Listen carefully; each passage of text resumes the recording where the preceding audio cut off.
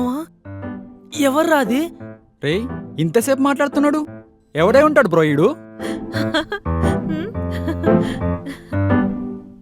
అరే స్వప్న నవ్వుతుందిరా.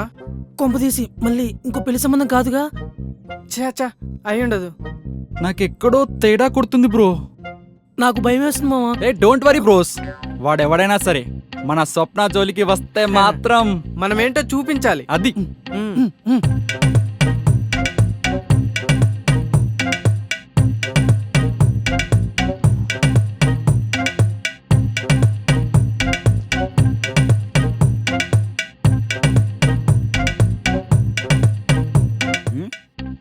రేయ్ ఎవడ్రా నువ్వు?